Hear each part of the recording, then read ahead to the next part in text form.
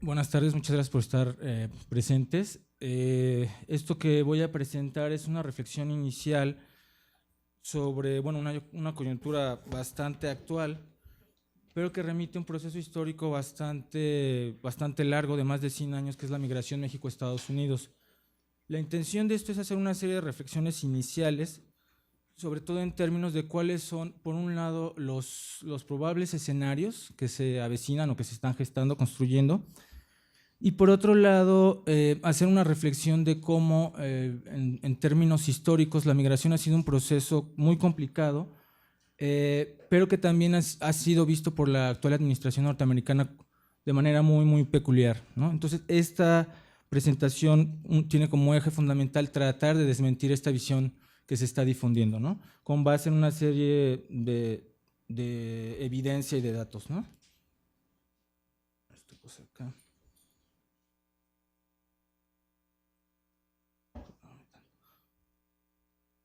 Bueno, iniciaría un poco con un tema que ha sido bastante polémico, que es el muro y cómo se han justificado las razones o las motivaciones para construir y que tiene que ver con 3 argumentos fundamentales de acuerdo a la actual administración norteamericana. Yo me voy a centrar sobre todo en la que tiene que ver con la migración, pero las otras 2 tienen que ver, por un lado, con los grupos del crimen organizado, con el narco, sobre todo los de mexicanos, y con la seguridad nacional.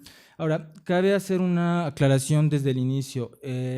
Estas 3 razones han sido ampliamente debatidas no solo desde la época contemporánea, sino desde finales del siglo XX, y todas han demostrado que las respuestas tanto a los procesos migratorios como a los procesos del crimen, como a la seguridad nacional, no radican necesariamente en colocar fronteras físicas, en muros, ¿no? Por ejemplo, en el caso de la seguridad nacional norteamericana se sabe que los principales atentados no han entrado por el sur, ¿no? Ni se han articulado desde ahí, sino que se han gestado desde otros espacios.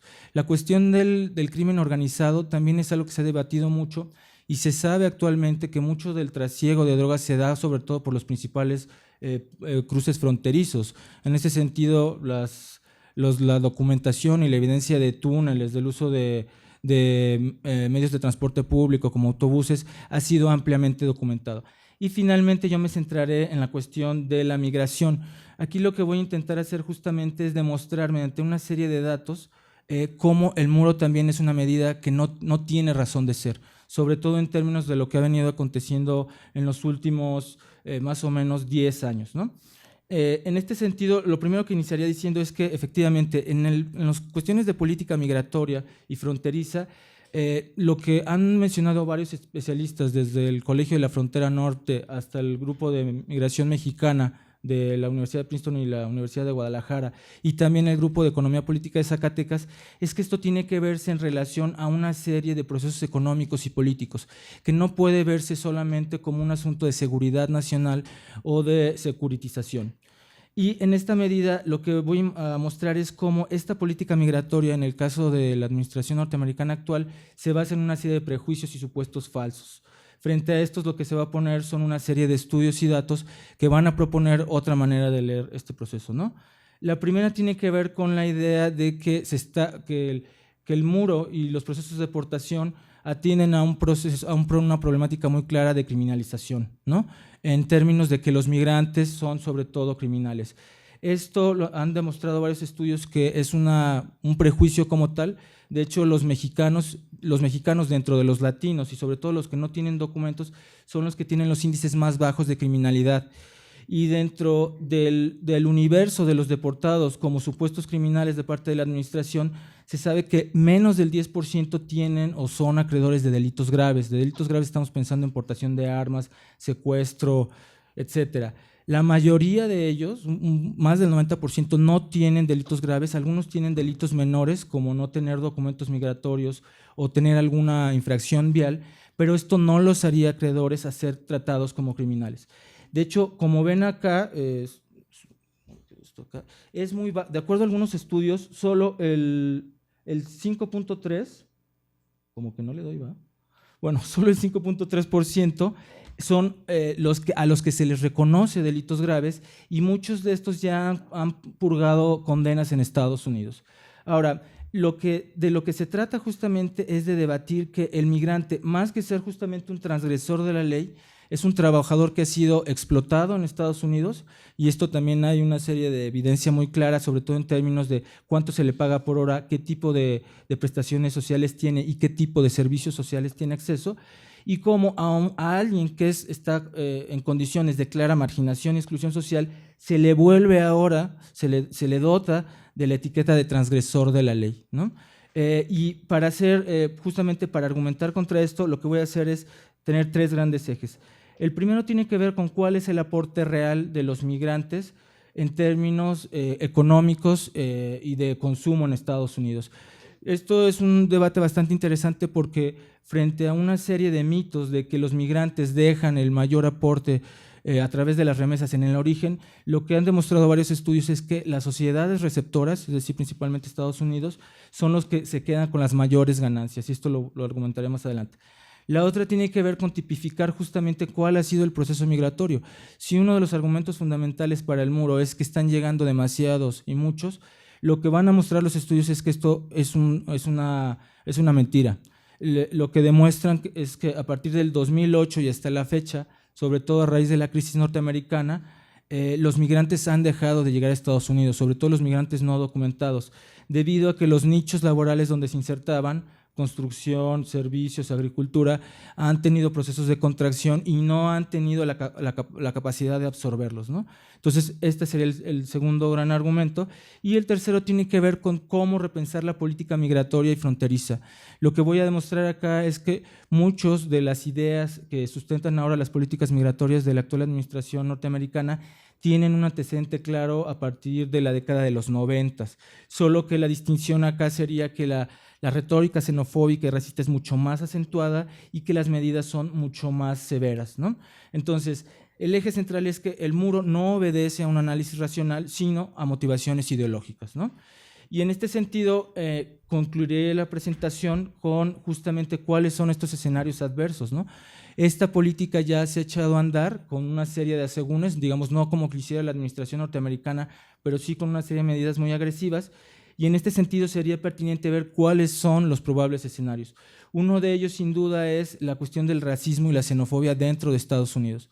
El segundo tendrá que ver con cómo las deportaciones, que son un dispositivo bastante recurrente, pero bastante cuestionable, generan una serie de violaciones de derechos humanos a los migrantes como trabajadores, a los migrantes como personas que tenían una vida en Estados Unidos y a los migrantes como alguien que tienen derecho justamente a procesos jurídicos acorde a la ley, ¿no?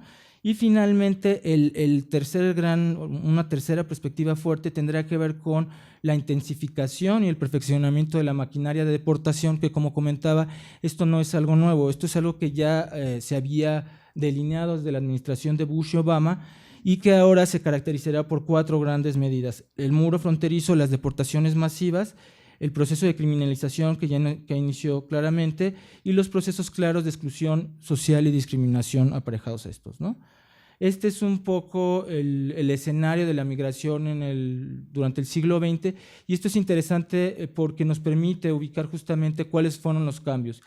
Para el siglo XX lo que vamos a encontrar es que fundamentalmente los mexicanos que iban a Estados Unidos venían de esta región, la región tradicional, y se iban sobre todo a 4 estados en Estados Unidos: California, sobre todo en la ciudad de Los Ángeles; Phoenix, con Tucson y Arizona; Texas, con San Antonio, Houston y Laredo; y Chicago en Illinois, ¿no?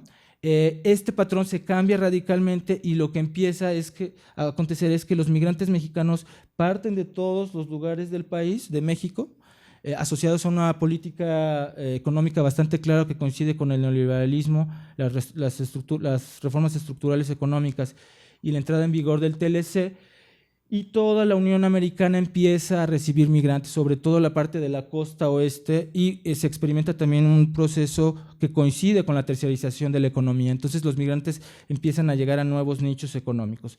Ahora, este es el primer puntal para debatir la política migratoria actual norteamericana, y es qué es lo que realmente aportan los migrantes.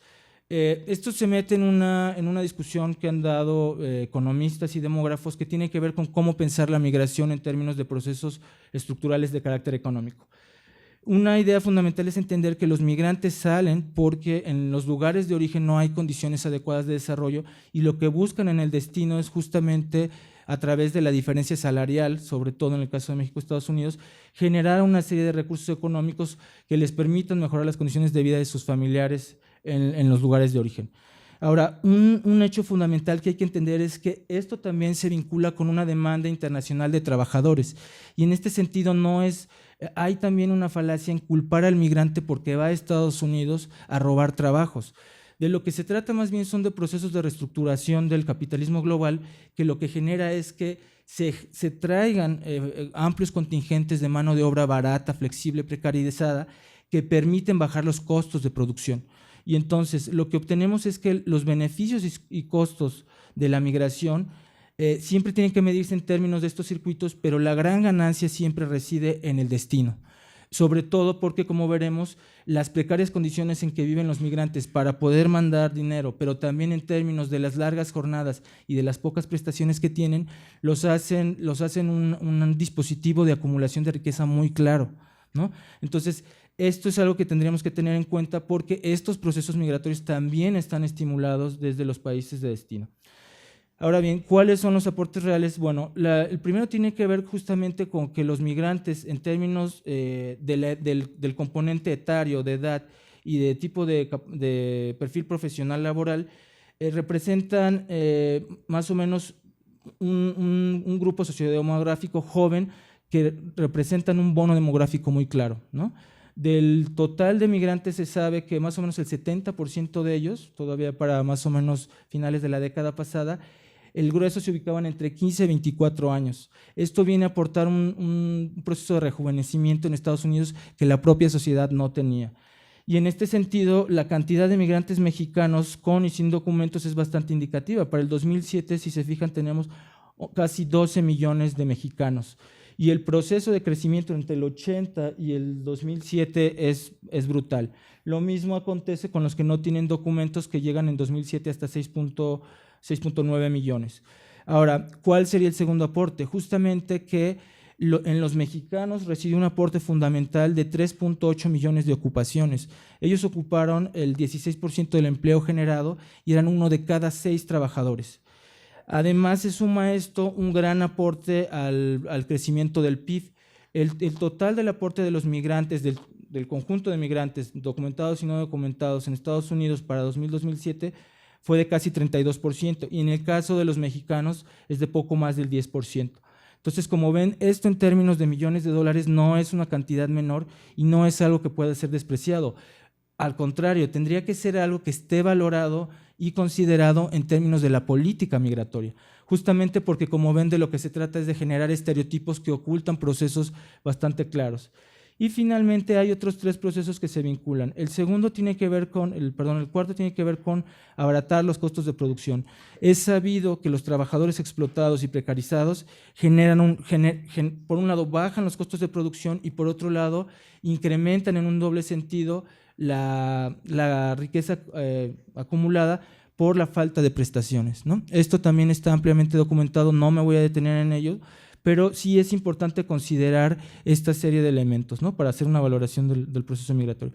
Y la otra tiene que ver con la capacidad de consumo y derrama económica que evidentemente tienen 12 millones de mexicanos en Estados Unidos, y esto también es algo que no se considera.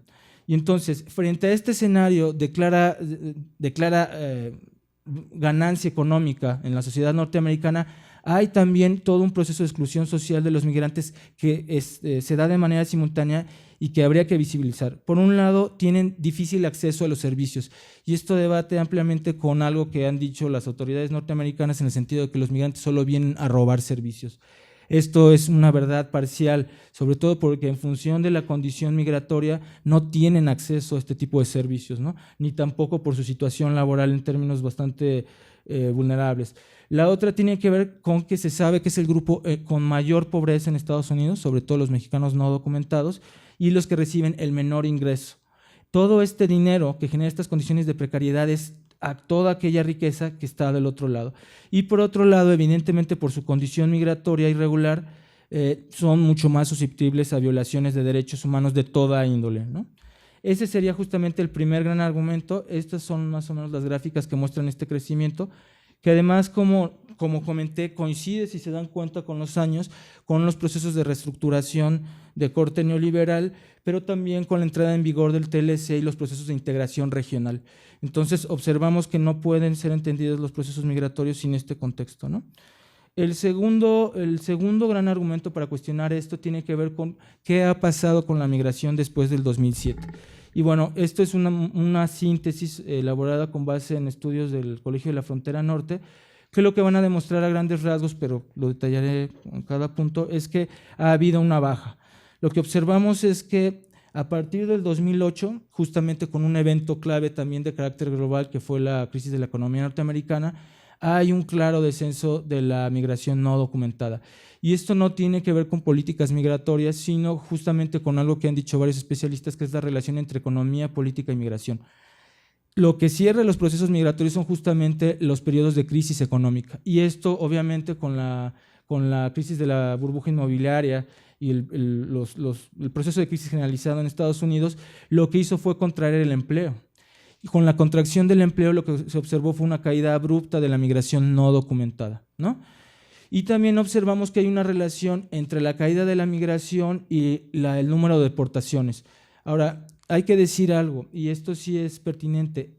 Los procesos de deportación masivas no son algo nuevo, es algo que ya se había venido haciendo desde décadas atrás, pero curiosamente Obama tiene uno de los récords más notorios y más, en este sentido, más vergonzantes, en el sentido de que se registraron entre 2.5 y 3 millones de mexicanos deportados, y que la idea de Obama era justamente negociar la reforma migratoria teniendo a cambio las deportaciones. La reforma nunca llegó, pero lo que sí se instauró fue toda una maquinaria que ahora va a ser perfeccionada e intensificada.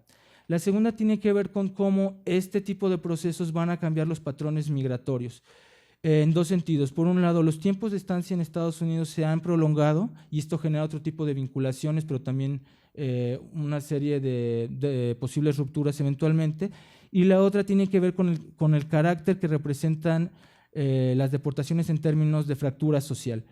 Lo que se sabe es que para septiembre del 2015, el 4% de los migrantes deportados tenían por lo menos un hijo en Estados Unidos. Y esto, como veremos, va a generar una serie de procesos de fractura del tejido social bastante pertinentes. Esta es una de las grandes preocupaciones en las deportaciones masivas, porque lo que se estima, como abordaré más adelante, es que hay cerca de 500,000 de norteamericanos cuyos padres son mexicanos en situación migratoria irregular. Entonces, lo que significa es que este gran grupo va a tener un problema bastante claro, ¿no? El tercer punto tiene que ver justamente con dos procesos bastante vinculados. Por un lado, el decrecimiento de los destinos tradicionales, como había mostrado en la diapositiva previa. Estos eran más o menos el conjunto de lugares donde se concentraban los migrantes, y a partir más o menos de mediados de los 90, pero sobre todo ya empezando este siglo, va a haber un proceso de diversificación bastante importante, sobre todo hacia el sector de servicios y en toda la costa este norteamericana. Pero con esto también se va a dar, sobre todo a partir del 2008, una reducción de la migración no documentada que ya expliqué.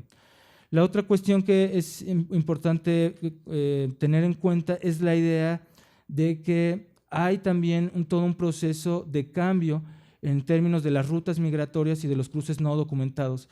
Esto es algo que no abordaré con mucho detalle, pero tiene dos componentes fundamentales que luego abordaré con detalle. Uno es, con el cambio de las rutas migratorias se incrementó brutalmente el número de violaciones de derechos humanos y sobre todo el número de pérdida de vidas humanas de migrantes, ¿no? Aquí sí hay una relación muy clara entre cómo cambian las políticas fronterizas y cambian las dinámicas en la frontera y se incrementa el número de migrantes muertos, pero también se incrementan, por ejemplo, la caída de salarios de trabajadores manuales en la frontera, sobre todo de aquellos empleos en los que llegan a insertarse los migrantes, ¿no? Y vamos a observar también un nuevo perfil migratorio.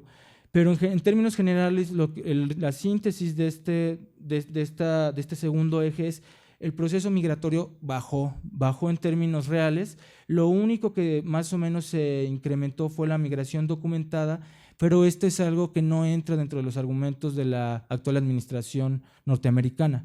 Entonces, como ven, en estos dos escenarios de derrama económica de los migrantes, de baja de la migración indocumentada y, como verán, de política migratoria poco pertinente, el muro y toda la política asociada a él no tiene razón de ser. Ahora, ¿cuáles son las peculiaridades de la política migratoria? Bueno, aquí sí me gustaría decir que efectivamente el escenario que se vislumbra es un escenario bastante xenófobo y racista, pero ya hay antecedentes de esto, ¿no? Dos de los antecedentes fundamentales van a tener que ver con las operaciones de bloqueo y de guardián, de San Diego en el 94 y de Juárez y El Paso en el 93, que van a ser como los dispositivos en los cuales se empieza a usar el muro. No traigo imágenes, pero aquí lo que se hizo fue, lo que hizo digamos, la administración norteamericana de ese tiempo fue ubicar los dos puntos de mayor cruce, y en esos puntos lo que hizo fue tal cual erigir unos muros enormes, bardas, etcétera, en unas secciones bastante prolongadas. Con esto lo que se hizo es se generaron nuevas rutas migratorias, sobre todo al desierto de Altar, y lo que está comprobado es que esto no disminuyó para nada el proceso de migración no documentada. Al contrario, el proceso, como vieron en la lámina previa, el proceso al revés se incrementó en estos años. Lo único que aconteció es que dejaron de ser visibles los migrantes. Y en este sentido, de lo que han hablado varios autores en términos de la política migratoria, es que muchas veces importa más lo que se ve mediáticamente y el impacto que generan mediáticamente en términos de la sociedad norteamericana que justamente lo que acontece. Pero el escenario actual es distinto. Actualmente no hay estos procesos migratorios, ¿no? Y junto con esto, lo que han observado estos especialistas es que la política migratoria en términos económicos no es una política efectiva. Esto incrementó notoriamente el gasto de la patrulla fronteriza y de las agencias de seguridad, pero no disminuyó la migración, por lo menos en el periodo 94-2007. Entonces, en términos de gasto de presupuesto y de erogación de recursos públicos, es una medida que no tiene razón de ser, ¿no? Y la otra gran parte, que es poco de lo que se comenta, tiene que ver justamente con qué pasa con los migrantes. El número de migrantes muertos incrementó de manera clara a raíz de estas dos operaciones. Sobre todo, por ejemplo, en la frontera San Isidro-Tijuana, que tiene que ver con todo el espacio transnacional San Diego-Tijuana, hubo un incremento de 5.600 muertes solo entre 94 y 2009. Antes de esta fecha el número de muertes era muchísimo más bajo. Y por otro lado, lo que se observó fue justamente que hubo todo un proceso de valorización de los salarios, ¿no? Lo que hace la migración es justamente que los empleadores tengan la capacidad de regular mucho más, de manera discrecional, las condiciones de trabajo y en ese sentido generar procesos de explotación, ¿no? Y entonces, y la gran reflexión sería justamente que en este periodo, en 1994 y 2007, hay una contradicción entre una política económica muy clara de libre flujo de mercancías y restricciones migratorias, ¿no? Esto es algo que hasta la fecha se ha mencionado y que tiene que ver también con algo que no he comentado, pero que es la migración mexicana a Estados Unidos no puede entenderse sin esta relación de poder tan desigual entre Estados Unidos y México. Lo que está de fondo aquí, por ejemplo, también es la incapacidad de México de generar un proceso de negociación o de respuesta adecuada frente a un país que tiene un poderío económico y militar por sobra superior, ¿no? Ahora bien, en esto me gustaría concentrarme, serían ya un par de láminas para concluir, que tiene que ver con justamente, bueno, esta lectura nos permite ver que hay una política que está basada en los prejuicios, ¿no? Como comenté, pero lo es cierto es que se ha echado a andar y esto va a tener una serie de repercusiones. Y yo creo que en este sentido habría que vislumbrar esta serie de repercusiones para ver en qué medida se les puede dar una respuesta o cómo formular alternativas, ¿no? La primera tiene que ver con cuál va a ser esta maquinaria de deportación, cuáles van a ser los ejes, y va a tener 5. La primera es la construcción del muro. Como dije, ya hay, esta es una iniciativa que ya inició, se le va a dar continuidad y solo se magnificará, pero como ven, el gasto que se generará de acuerdo a las estimaciones de la administración norteamericana es entre 12 y 15 mil millones de dólares. Si uno recurre a otro tipo de estudios, por ejemplo, un estimado que hizo el MIT, duplica esta cantidad, sobre todo en términos de la frontera y la disparidad en términos de la topografía y en términos del mantenimiento que necesitaría este tipo de infraestructura. Y entonces lo que dicen algunos críticos es: este es un gasto que es un excedente y que solo generará además un déficit público que no tiene razón de ser y que por otro lado no puede darse el lujo el gobierno norteamericano. Esta sería la primera. La segunda tiene que ver con contratar más agentes de inmigración. Se sabe que hay un estimado de 20,000 agentes y se pretende contratar otros 10,000 y aumentar en 5,000 los agentes de la Border Patrol. Pero nuevamente, aquí lo que observamos es que esta es una medida innecesaria, ¿no? O sea, sobre todo en términos de la baja, en términos de los migrantes no documentados en Estados Unidos y del proceso de acoso que están representando. Por otro lado, y esta quizás es una de las más graves, se está incrementando justamente la idea de la criminalidad de la que es imputable el migrante mexicano.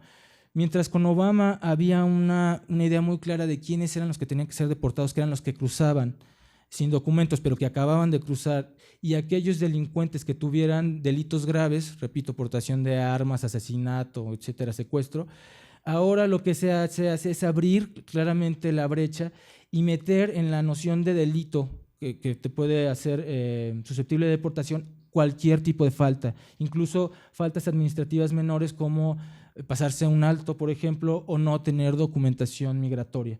Entonces, lo que estamos observando es que este es un proceso en el cual los mexicanos están siendo no solo el chivo expiatorio, sino también el depositario de una política xenófoba en la que se necesita crear justamente un enemigo, ¿no? Que, como repito, no hay tal, ¿no? Sobre todo en términos de los datos que mostré, de los bajos índices de criminalidad y de las condiciones en las que viven.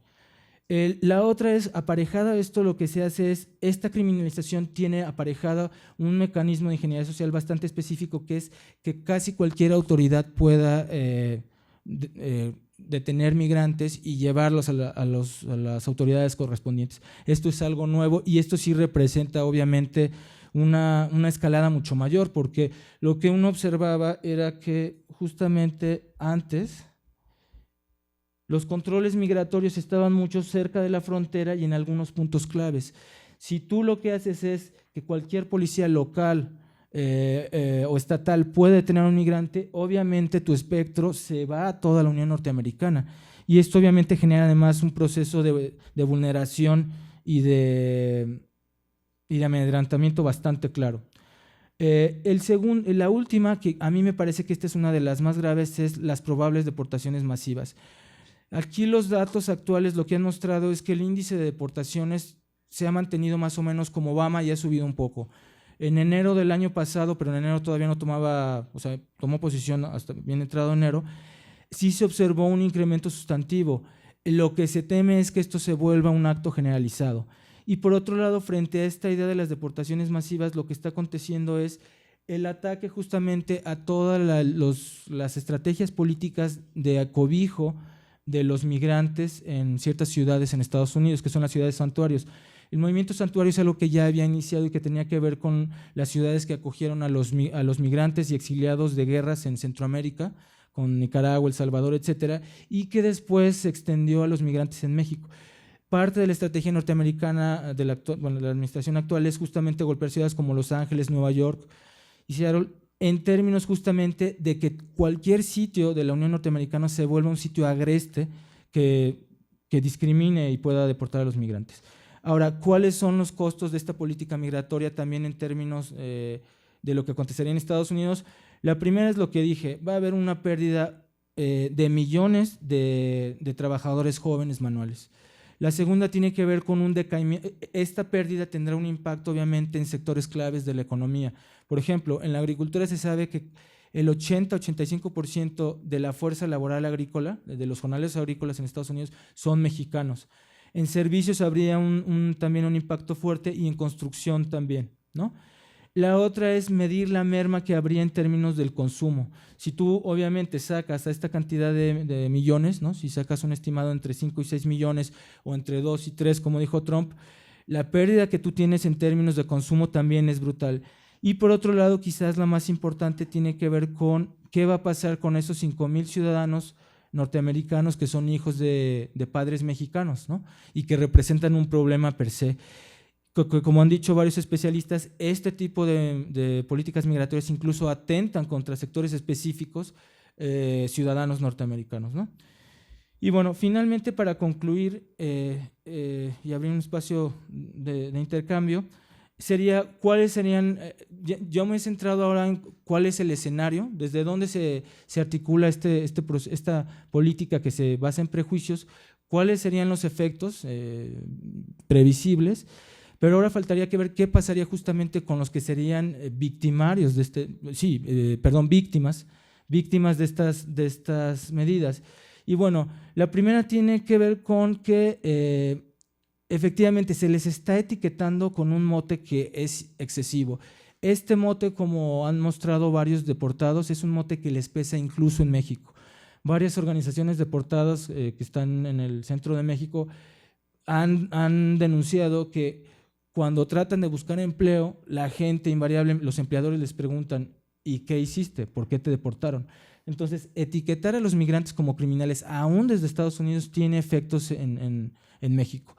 La otra tiene que ver con qué va a pasar con los hijos de los mexicanos allá. Y aquí también hay un gran hueco porque no hay tendría que haber una estrategia jurídica de carácter binacional bastante asertiva y bastante contundente en este sentido. A lo que se enfrentan, por ejemplo, los deportados es que una madre que es deportada con 40 años de edad, que estuvo viviendo 10 años en Estados Unidos, se le veta 20 años para volver a entrar a Estados Unidos. Entonces los procesos, como ven, son de clara fractura social, ¿no? Y el tercero tiene que ver justamente con la idea de un gran sector sociodemográfico que fue inicialmente expulsado de su país porque no había condiciones de desarrollo adecuadas, bajos salarios, etcétera, y que ahora nuevamente son reexpulsados al país de origen, pero con esta triple condición de excluidos. Fueron excluidos de México, estuvieron en Estados Unidos y son excluidos de Estados Unidos, y ahora que regresan a México también son excluidos, como demostraré más adelante en términos de qué inserción social viable tienen, ¿no? Ahora, esto plantea una serie de demandas muy específicas. ¿Cuáles son?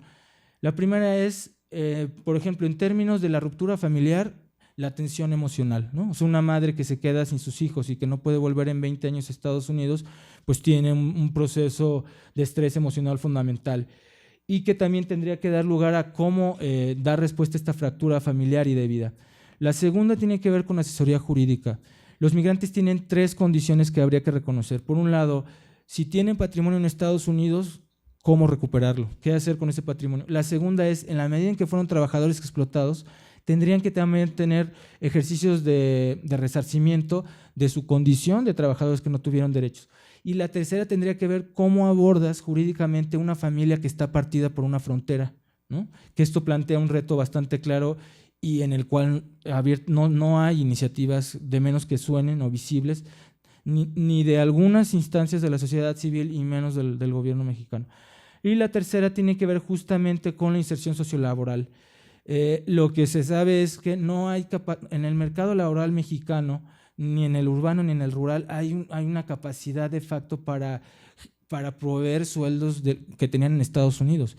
Si un migrante en Estados Unidos estaba ganando entre 8 y 9 dólares la hora y saca un total de, si trabajó 8 horas, de 80 dólares, sacan a la semana 400 dólares por 4,600 dólares, no hay un empleo en el que alguien que no tiene la prepa y hace un trabajo manual en el que gane eso.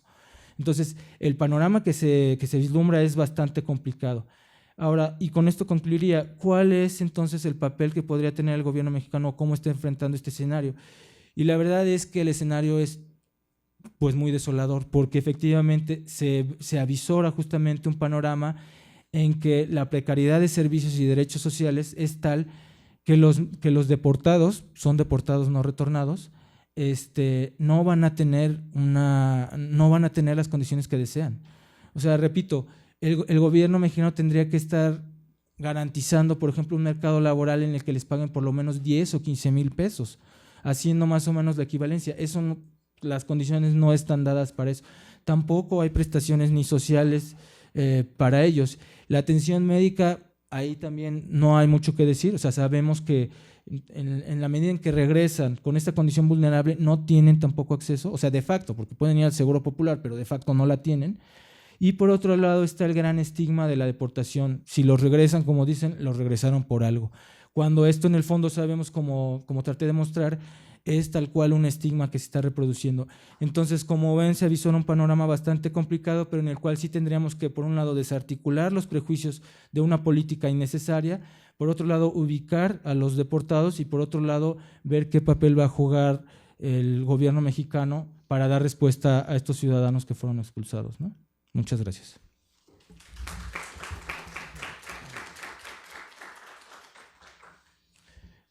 Si les parece pertinente, yo creo que podremos abrir un espacio de preguntas, ¿no?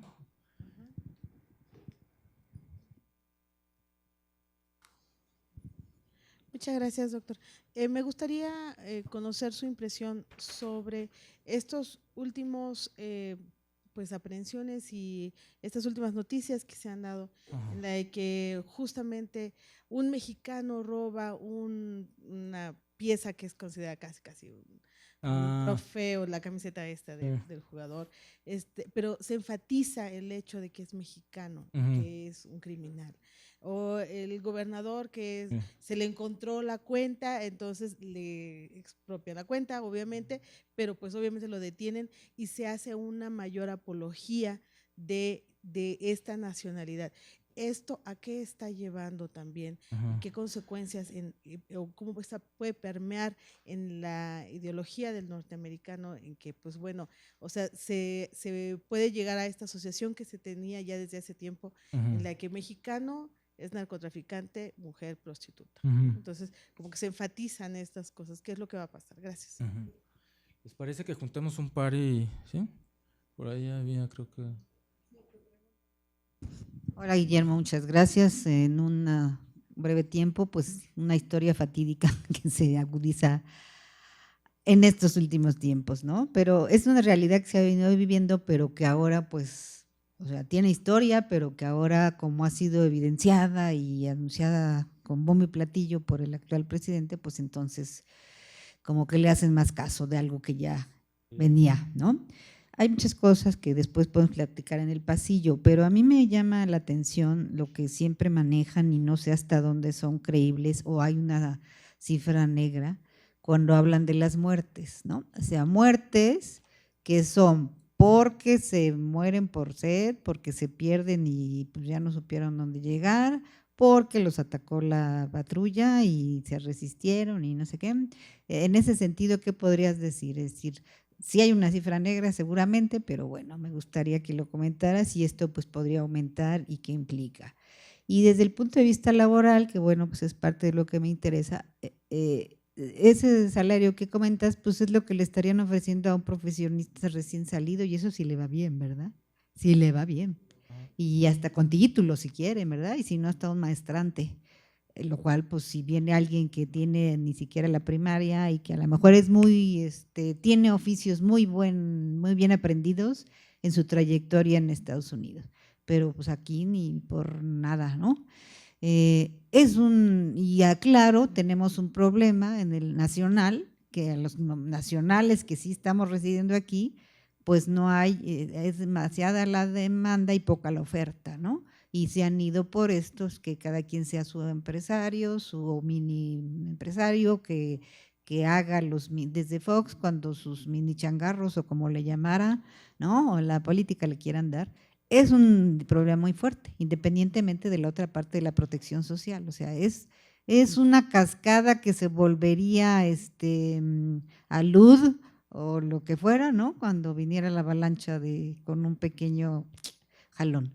Entonces es un problema muy, muy complejo con que debe incidir un montón de cosas, pero desde el punto de vista laboral, ¿por dónde crees que fueran? Oye, uno de los reportajes y claro, las personas dicen que no le van a pagar lo que le pagaban por hora, aquí ninguno, ¿no?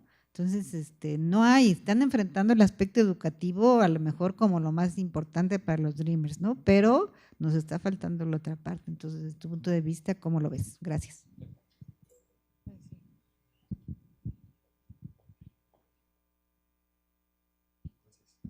Hola, gracias. Es como una especie de pregunta-reflexión para como tratarla, manejar. Si digamos que el papel principal de los muros fronterizos entre países es detener, por un lado, migración irregular y no lo logran, ¿para qué sirven los muros? Sí, doctor. Yo quería preguntar, en primer lugar, gracias por su conferencia.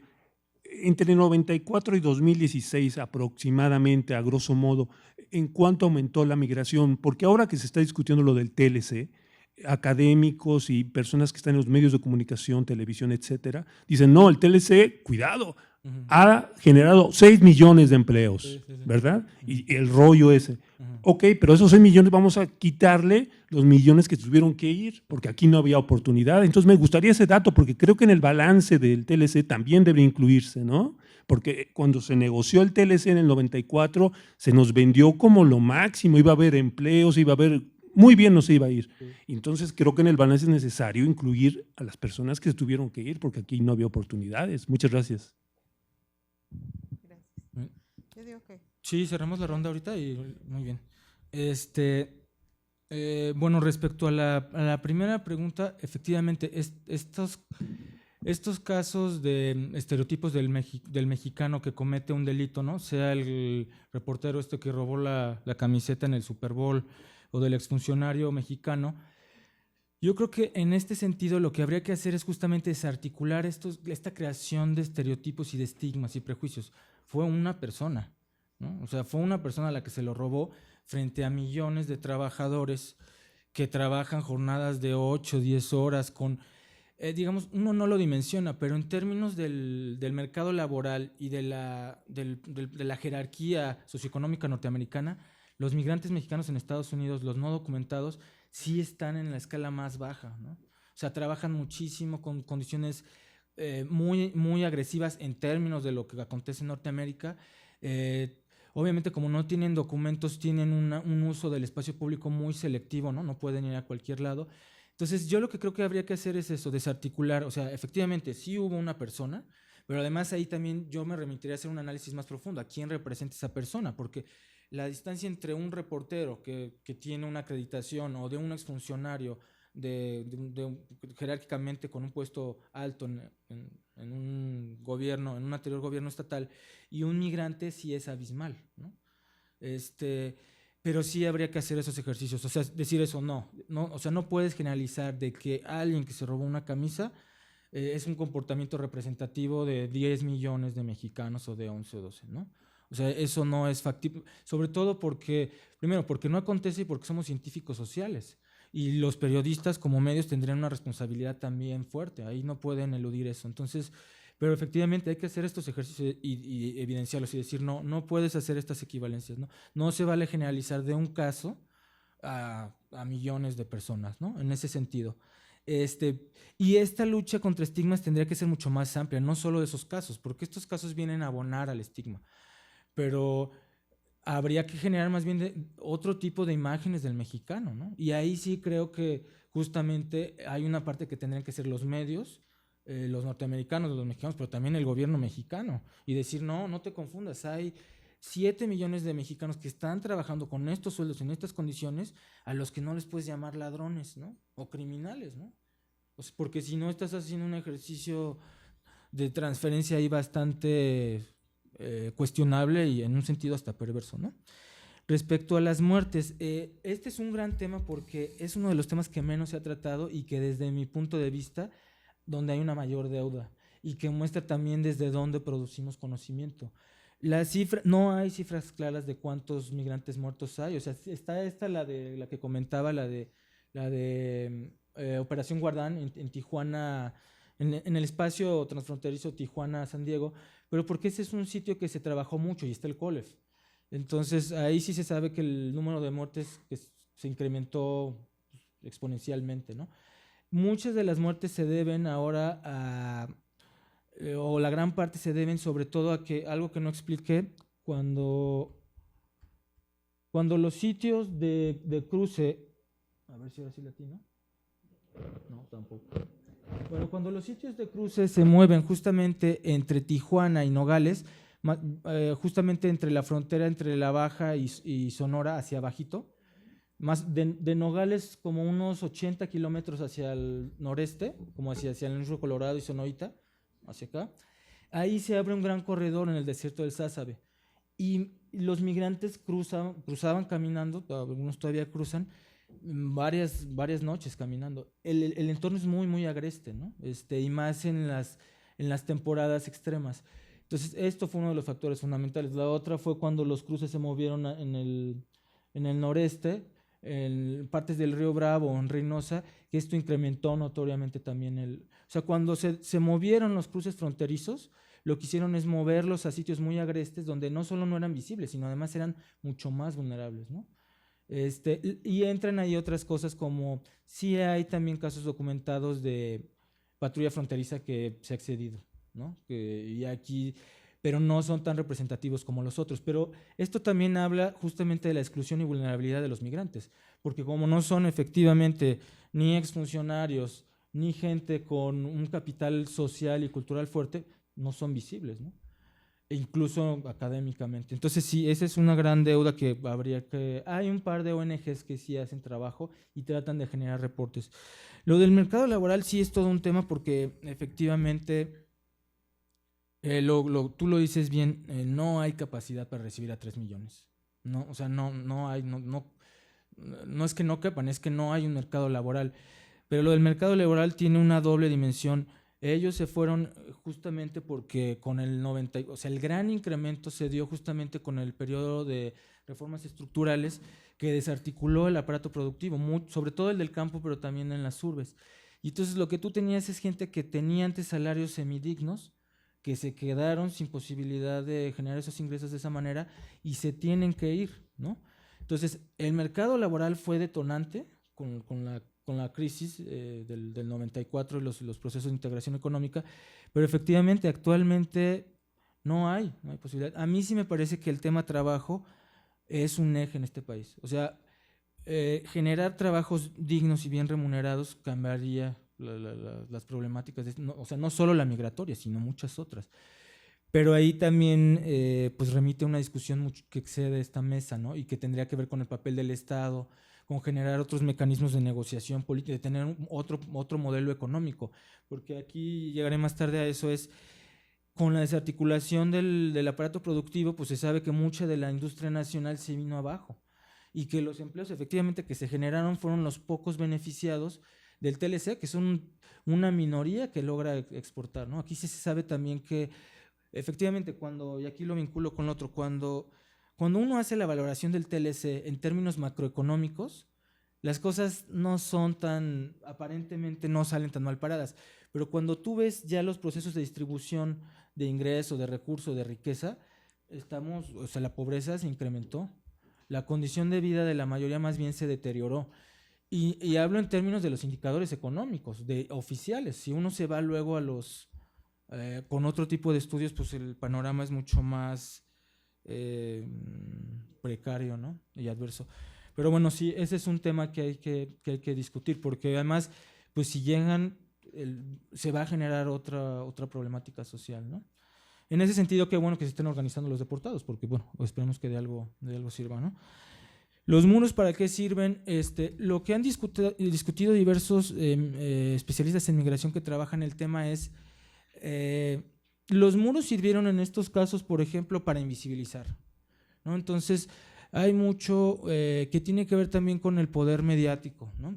En la medida en que no ven los migrantes, pues como ahora sí que lo que no ves no existe, ¿no? Y entonces, en este sentido, claro, tampoco hay que decir que este fue el dispositivo. El dispositivo fue un dispositivo muy miope, y es decir, tienes 2 entradas, tapas 2 entradas, ¿no? Ahora, lo que ellos dicen es hay que hacer una lectura mucho más compleja, y es no supongas que porque tapaste dejaron de entrar. Entonces, una lectura mucho más amplia incluiría, por ejemplo, si efectivamente se redujo la migración, si la migración efectivamente era un problema social o no, y la otra es cuál fue el gasto que se erogó. Actualmente la construcción del muro, desde el escenario que yo mostré, a mí me parece que no es una medida viable. No es viable, además, por algo que no comenté acá, y es, nadie toca a los empleadores. O sea, si un migrante va en condiciones precarizadas y le dan un empleo, hubo alguien que le dio un empleo. O sea, sí es cierto que el migrante puede ocupar un puesto que a lo mejor un nativo estaba ocupando, pero la decisión de ocupar el puesto no es del migrante. Y entonces ahí no podemos criminalizar a alguien que va en busca de trabajo y de condiciones de vida dignas.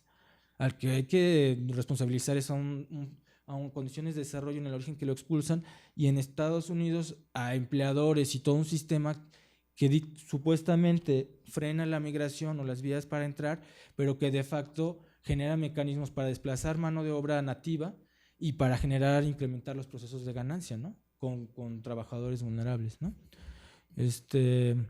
Pero bueno, sí, eso es lo que habría que pensar, ¿no? Sí, los muros, desde esta experiencia, no son muy eficientes, y desde lo que actualmente pasa, pues habrá que ver, ¿no?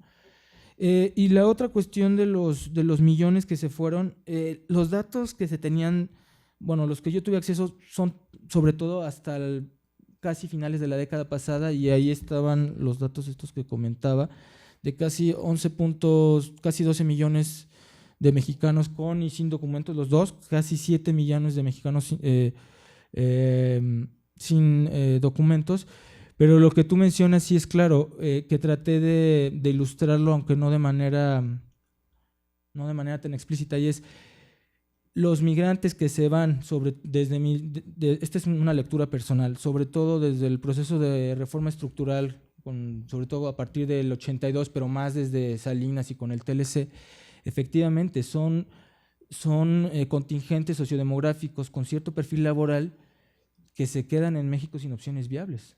Entonces, efectivamente, sí hay ese trasvase poblacional es también un trasvase laboral. O sea, el agricultor que se quedó el mediano o pequeño agricultor que se quedó sin créditos, es el que se va a California a trabajar, ¿no?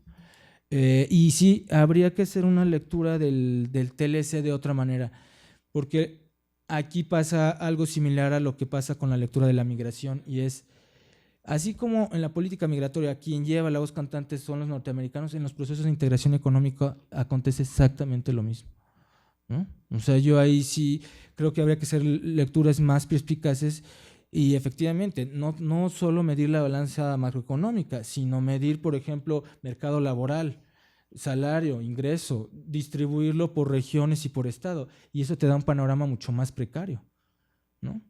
Si tú eso le sumas el incremento de los índices de pobreza y procesos de vulnerabilidad, pues te queda un escenario bastante, digamos, la migración sí se enmarca dentro de este proceso de integración porque era parte, pero yo concuerdo, habría que leerlo de manera mucho más suspicaz. Esta dependencia económica ahora que nos está pesando tanto, fue un proyecto político mal pensado desde mi punto de vista, que ahora está dando los peores réditos.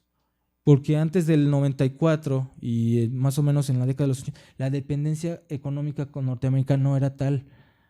Entonces, claro, este escenario se vuelve crítico porque si tu dependencia comercial con Estados Unidos es de tal nivel y Estados Unidos de repente te niega la voluntad política económica de colaborar, pues te metes en un problemón. Pero esto fue un escenario que se construyó históricamente y en el cual habría que hacer una reflexión seria. Entonces, a lo mejor ahora lo que hay que generar es procesos de vinculación económico-regional de otra índole, ¿no? Menos desiguales. Pero bueno, esa es mi lectura, ¿no? Pero sí, yo concuerdo con lo que comentabas.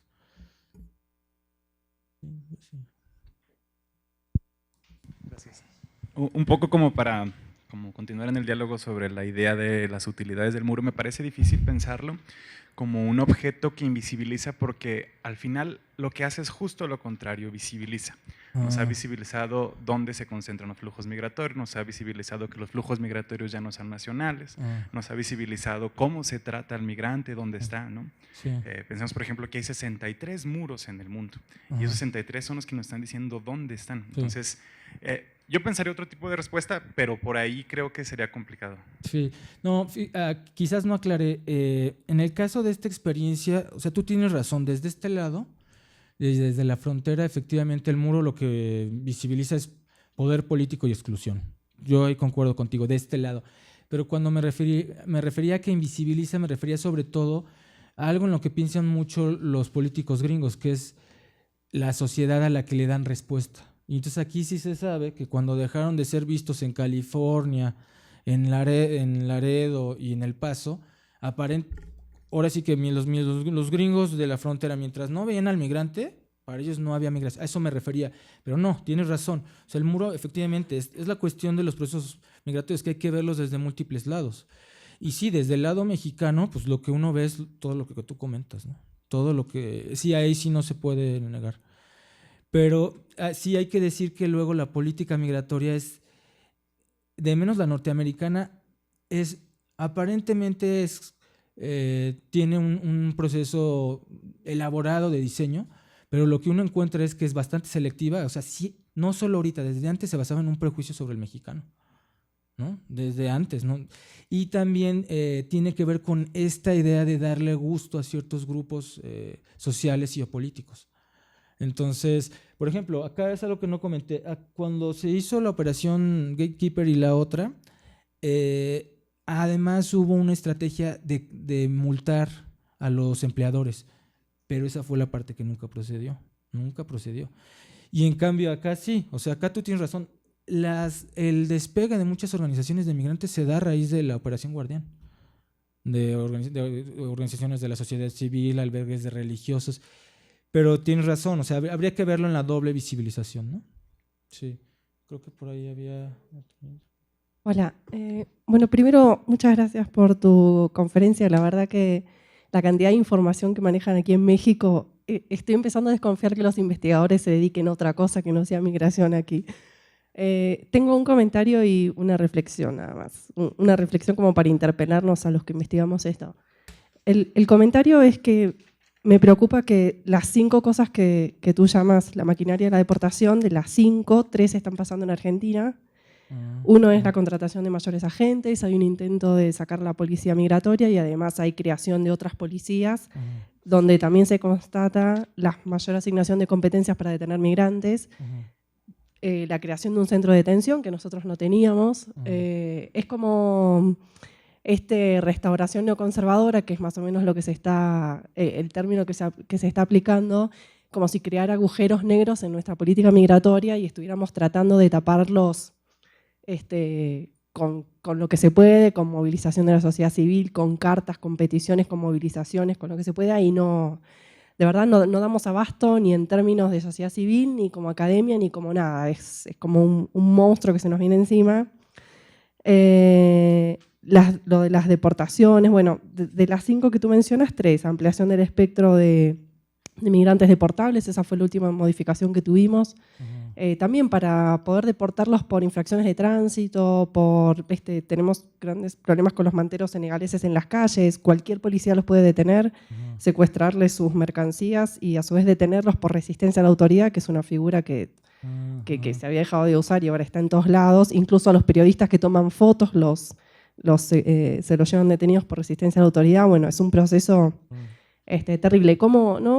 ¿Cómo se ve comprimiendo la región desde México y desde Argentina, que estábamos como tan orgullosos de lo que supuestamente habíamos logrado en la ley, que ahí nos quedó el orgullo? Bueno, eso como el comentario preocupante. Y lo segundo, que es algo que en particular lo notó una antropóloga, que es María Inés Pacheca, de cómo tratamos siempre de combatir los prejuicios con información y con datos. Y lo que ella decía era que siempre le quedaba la duda de si los prejuicios no formarían parte en realidad de otra estructura más compleja, más arraigada, y que no los combatimos netamente con información. Que como investigadores siempre estamos tratando de hacer eso. Nosotros lo hacemos también. Cuando dicen este vínculo de delincuencia y migración lo están reflotando durísimo en Argentina, entonces tratamos de demostrar de que no, que solo el 20% de la población carcelaria de los que están detenidos no tienen condena, que solo el 3,5% son extranjeros, cuando en realidad la representación total es del 5%, entonces es más baja, que bueno, etc. Y que estamos siempre dándole vuelta a esto, a los datos, a la información y combatir con esto, cuando los prejuicios es como si pertenecieran a otro universo. Sí. Y que quizás nos quedamos cortos en nuestros análisis, nuestra capacidad de dar respuestas desde algún lado a lo que nos pasa. Sí. ¿Las juntamos, Elenita, o sí, verdad? ¿O sí? Ah, bueno. Mira, yo aquí quizás habría una par de cosas interesantes en relación a las dos cosas que dices. Sí he sabido que los grupos conservadores tienen políticas migratorias mucho más agresivas y con ustedes ahora pues no hay vuelta de hoja, ¿no? Se sabe claramente por dónde va la cosa. Yo ahí creo que sería, por ejemplo, interesante rastrear o sea, quiénes son los diseñadores de la nueva política migratoria, porque a lo mejor efectivamente están volteando a ver este tipo de modelos, o los europeos, ¿no? Y que tampoco es muy propio digo, lo mismo pasa en México, es muy propio de naciones como las nuestras, que tienen un vínculo colonial que nunca se sacude, que en el caso de México ahora es Estados Unidos, y entonces replican, como pasa ahora con los centroamericanos en tránsito, que muchas de las medidas parecería que son casi una calca de lo que las autoridades norteamericanas hacen con los mexicanos, ¿no? Y ahí sí, pues yo creo que sería un ejercicio interesante de genealogía, de ver cómo la instauran, quién la promueve, de qué manera, en quién están pensando, porque te aseguro que no están pensando en los migrantes europeos ni en los españoles, están pensando, ahí también es algo que no dije, con los gringos es igual, con los norteamericanos es igual, hay una jerarquía, una clasificación de la otredad.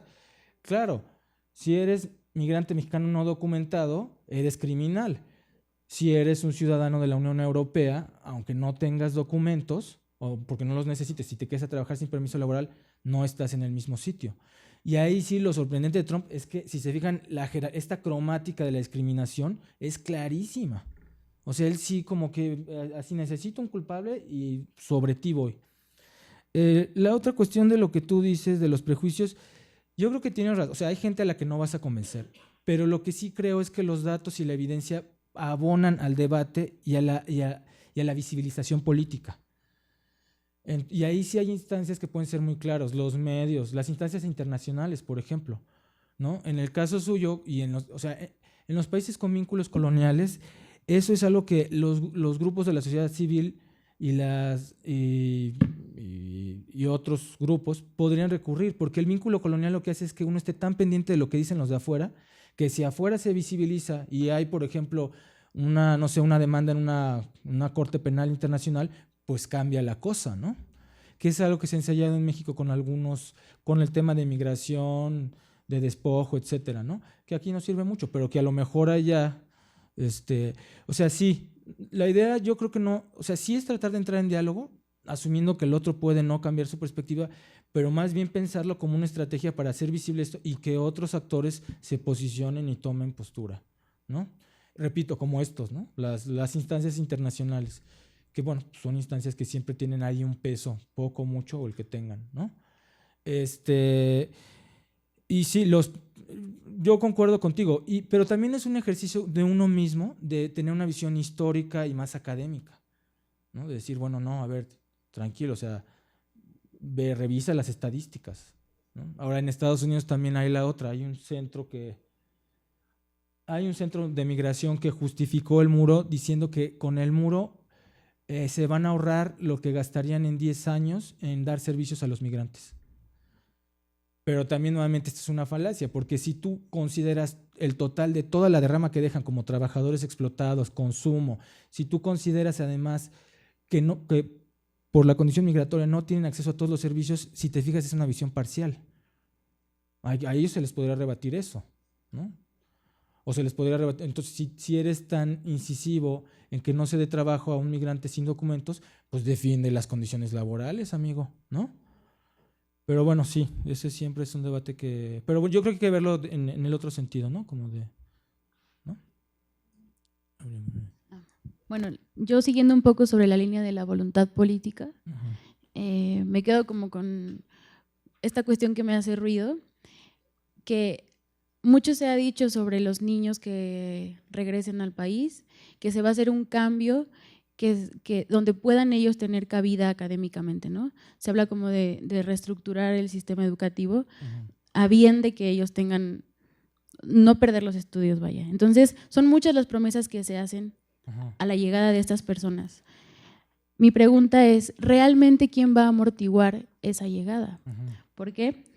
Porque finalmente es una cuestión de a quién echarle la culpa, ¿no?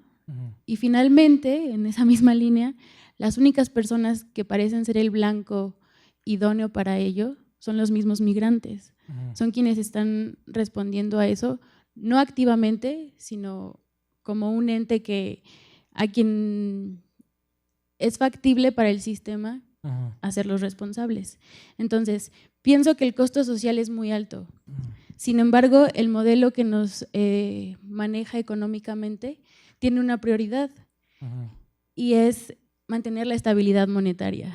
Entonces, pienso que justamente esa es la piedra angular de la política mal diseñada. ¿Por qué? Pues porque al ellos generar este ruido alrededor del muro y que no se construye, se ha hecho un poco de lado quién lo va a pagar, porque el presidente estadounidense dice que lo va a pagar México y lo está pagando con vidas. A eso me refiero con el costo social.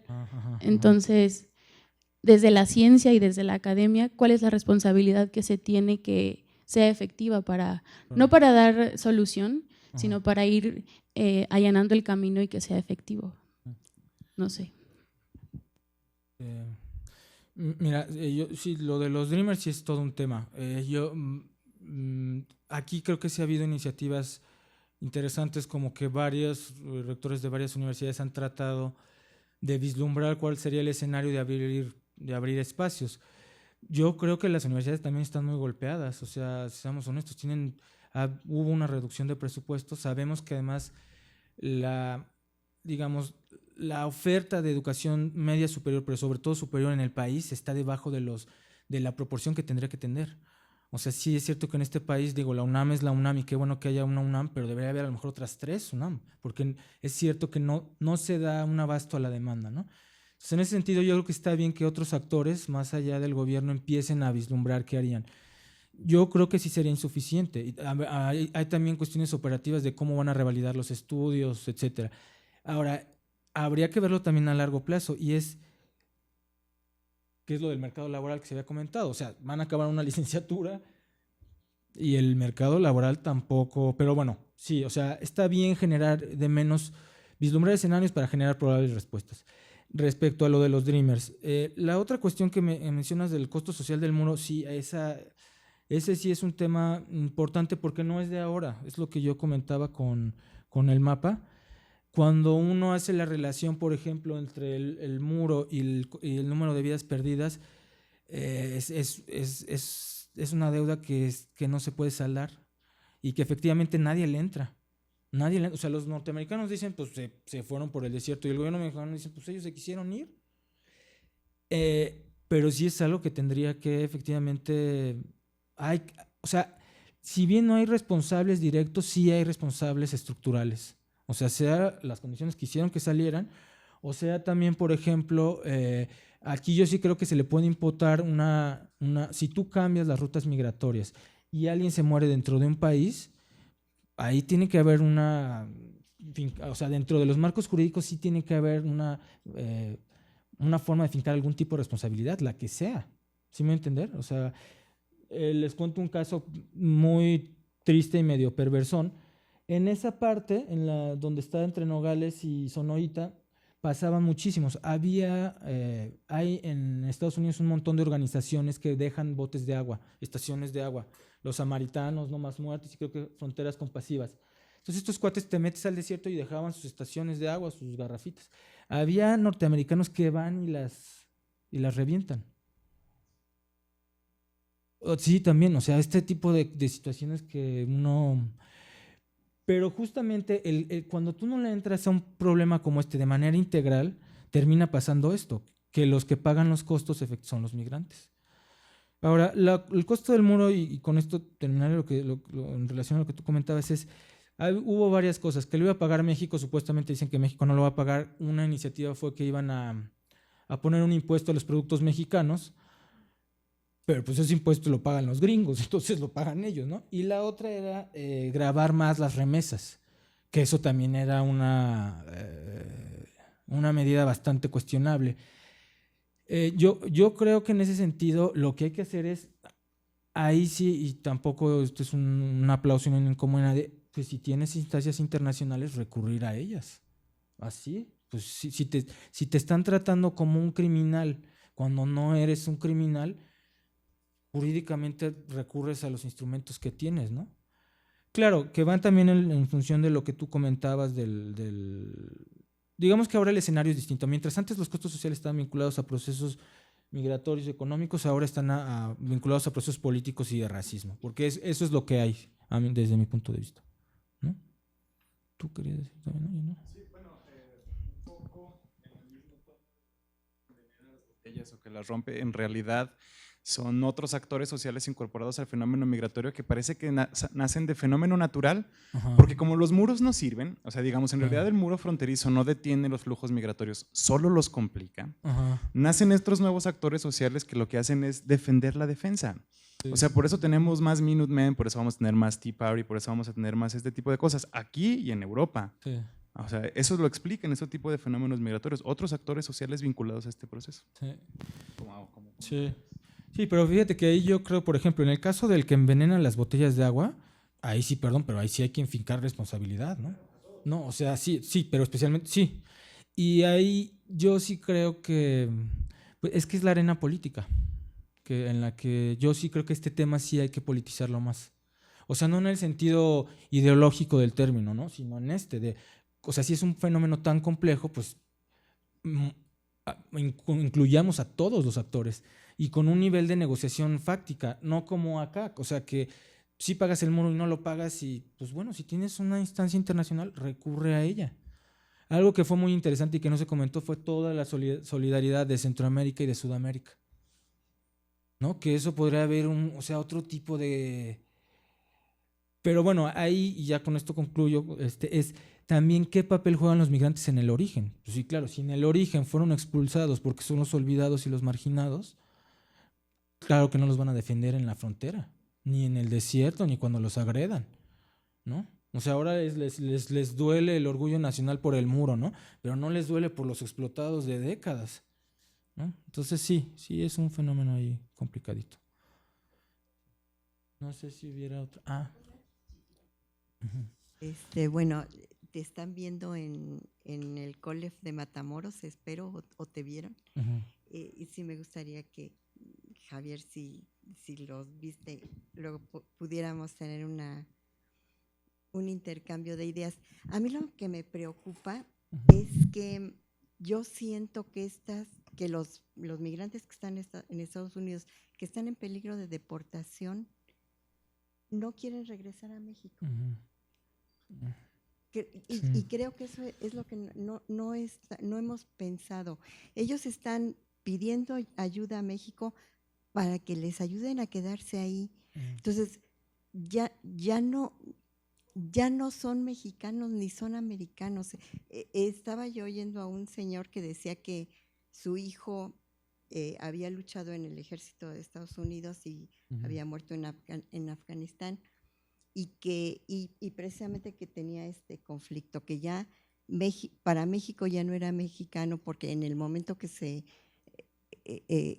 que estaban en el ejército, que se ingresaban al ejército, perdían la ciudadanía como mexicano. Y yo siento que es muy lógico, porque ya no ¿qué pasa si a estos chicos que están en el ejército los mandan a luchar contra México? ¿Qué harían? Sí. Entonces, yo creo que por ahí no hemos pensado. Sí, esto es algo que no toqué mucho, pero que sí estaba por acá medio... Efectivamente, los deportados son expulsados, o sea, en el sentido de que no quieren regresar. Hay por ahí algunas fuentes que dicen que una gran parte de ellos ya llevan más de 10 o 20 años. Entonces, su vida está en Estados Unidos. O sea, más allá de la ciudadanía que tengan o no tengan, o sea, pueden ser ciudadanos mexicanos que viven en Estados Unidos sin papeles, pero que son habitantes en Norteamérica, y que su vida está afincada allá. Entonces, eso también es efectivamente, aquí nuevamente los que no están siendo visibilizados son ellos como grupo social.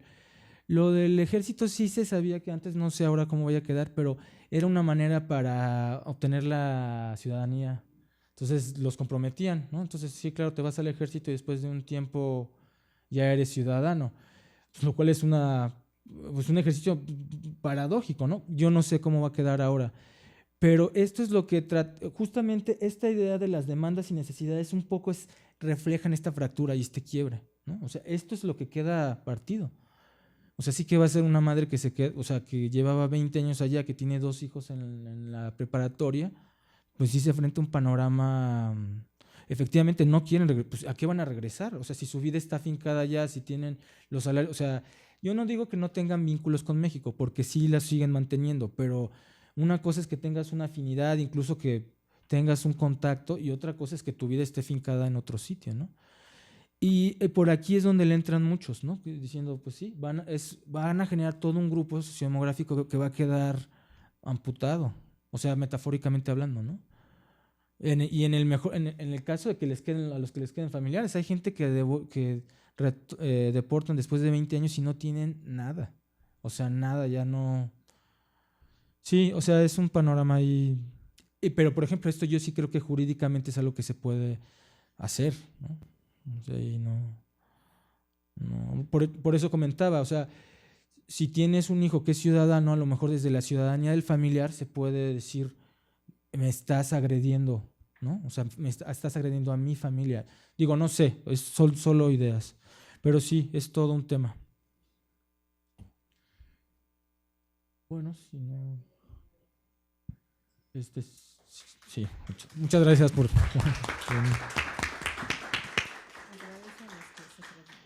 Muy bien.